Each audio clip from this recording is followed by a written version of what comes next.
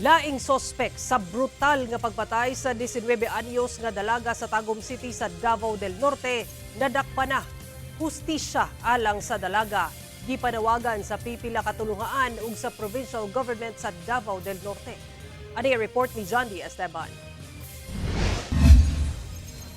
Sikop ang 15 anyos nga lalaki nga maoy usa sa upat ka suspek sa brutal nga pagpatay sa 19 anyos nga babayi sa barangay La Filipina, Tagum City, Davao del Norte niadtong July 9. Ang suspek nadakpan kaganihang kadlawon sa Purok Limoncito sa barangay Mangkilam sa Tagum City.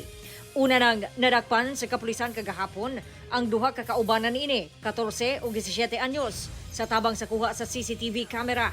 Ang biktima nakahiagom og 38 kasamad dinunggaban sa lawas. Nakuha sa kapulisan sa mga suspek ang mga personal nga gamit sama sa laptop, computer, cellphone, tablet ug relo.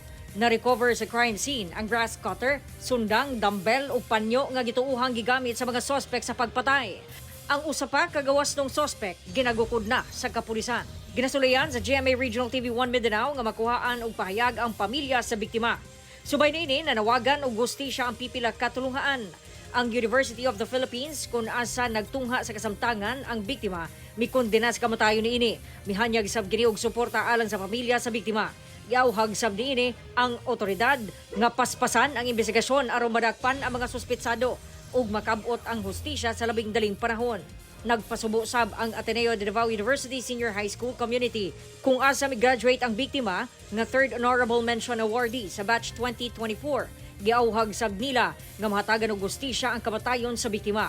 Ang provincial government sa Davao del Norte mipasalig nga mahatagan og hustisya ang kamatayon sa biktima. Ato gyud hatagan og pagtagad nga matakpan ang tanang naghimo niini. Duna sab siya mensahe sa usa pa ka suspek nga wa pa madakpi. Kinahanglan nga mo voluntaryo kag surrender kay ako muhatag ko og pabuya sa atong kapulisan. Di lang ako isulti kay makig-meeting man ko sa ilaha para nga madakop gyud ka. Gimando sab sa gobernador sa kapulisan nga mas pakusgan pa ang seguridad ingon man ang pagpatuman sa curfew hours sa mga minor de edad. John D. Esteban, 1 Mindanao.